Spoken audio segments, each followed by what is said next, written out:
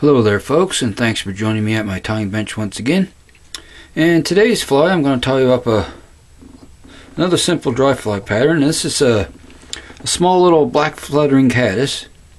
You may have seen these on the water when you're fishing. They're those little black caddis that you see. They're just dancing over the surface, and when they hit the surface, the trout do take advantage of them. And I got this pattern out of the book Flies the Best 1000 by Randy Stelzer. And the only difference is the wing called for black mink guard hairs, which I don't have. So when I tie it, I just substitute it for, I use black calftail, and sometimes I've tied them with black squirrel tail, and it doesn't seem to affect them. They still work. And I thought you might like to see this little guy tied up, and in case you have these on your waters. And so I'll get this guy the vise here, a fresh hook in, and I'll get started for you. It's a simple pattern to tie, not many materials to it. And I'm going to tie him. I tie him from a size 12, and for myself generally like a 16s and 18s, but you can tie it from a 12 down to a 16. So I'm going to use the 12 hook for the video, a little bigger size. And it's a mustad 948 standard dry fly hook. We'll lock that in the vise. And thread of choice is some danville 6/0 in black here. So what we'll do is start our thread, this time about 2 eye lengths behind the eye or so. And we're going to wrap our thread base back to above the barb here. Okay, like so. We'll snip off our tag. And there's no tail on this little caddis pattern here, so. And for dubbing, the dubbing choice I use is some black superfine dub. But any black dubbing you have will work just fine. I've used other dubbing on it as well. I just find this superfine. You don't even have to really use wax. You just take your fingers and wet the thread a little bit. It binds to the thread really well. And I like to have a little taper going up on this guy towards the front of the body. And sometimes you don't get it all in one shot, so don't worry if you don't. It's better to add a little at a time here. And I'll get this started on, see where it takes me here. So we'll start that on. And work our way up and try to achieve a slight taper as we go here. Just like so.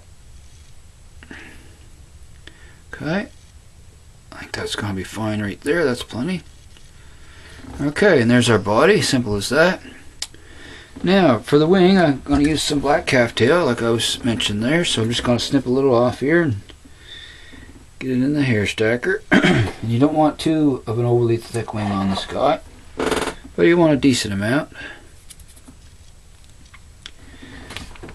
I'd say a medium amount of fibers. Now just stack that up even as I can get it. Okay, I'll get that out of the stacker there, folks. Okay, and that bunch there didn't seem to want to work out, so I'm going to just cut one more bunch here. Just bear with me. It doesn't always work the first attempt that you try here. Okay, so I'll cut another bunch out. Just getting the short hairs out of it here.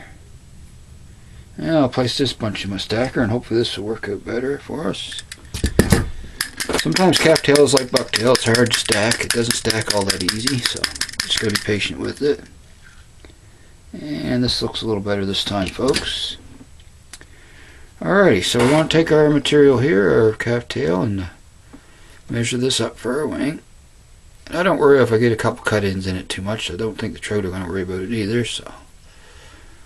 Now we'll measure that up, and I want that to come back a little ways past the bend, but not too awful far.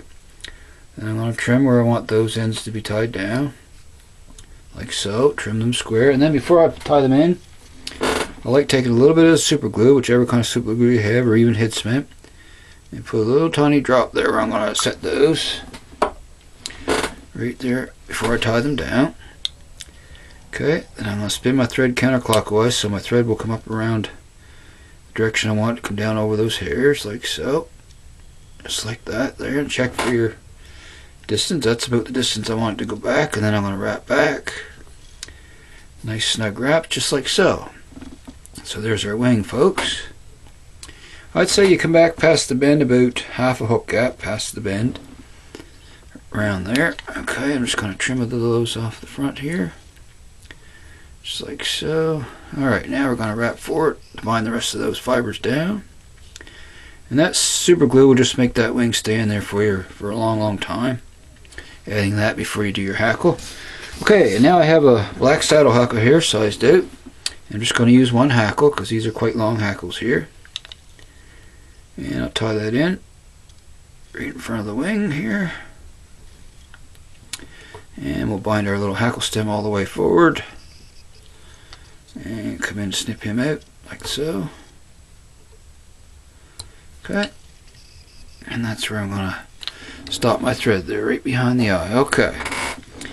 Now I get the first couple turns by hand here because these are quite long hackles, so we'll be fine doing that. Then we just want each wrap right close in front of the next. We want a pretty thick hackle on this little guy here, so try to keep the wraps nice and close. Now I think I'll grab my hackle pliers here so I don't have that slip out of my fingers on me.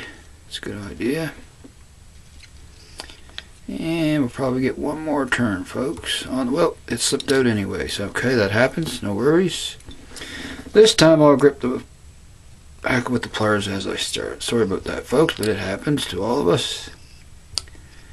And we'll begin to wind forward once again. And not hard to tell that I don't edit my videos, that's for sure. Alright, let's get this hackle wind on here. Alright, it's looking good there now. We'll come up and tie that off with a couple wraps here. Keep good thread tension. I'll release my pliers, just like so. Keep your thread tight. Pull those back and make a couple wraps in front of that hackle tip.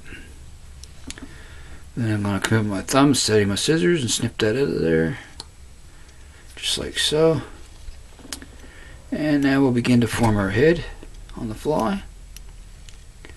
Just like so here. There we go. That's fine. Now we'll get a 4 or 5 turn whip finish on him and he's a done deal. So I'll find my whip finisher. There it is. So we'll come in and get 4 or 5 turns on this little guy here. Just like so. Actually more like 7 or 8, I guess you'd say. And secure that whip finish, snug down the thread nice and tight. Snip off the excess. And there we have it. Simple as that, folks. Another size 12 black fluttering caddis. Now I'm just going to take a little bit of my head cement here and put on the thread wraps and let it soak in. Get a little bit on my needle here. And the head cement soaks in really well. Gets right down in through the thread wraps. There we go. Okay, so there we have it, folks. I hope you'll definitely tie some of these little guys up and have them in your box in case you spot them on the waters when you're fishing. I'll see if I can get a little close-up here of them. So, okay, there we go. So anyway, folks, I hope you enjoyed this video like always, and I always mention if you'd like to see more of my flies, just hit the good old subscribe button there and the bell so you're notified when I put new flies up. And I appreciate you all watching. And until next time, folks, I want to wish you all happy tying out there. I'll see you all again soon, and so long for now.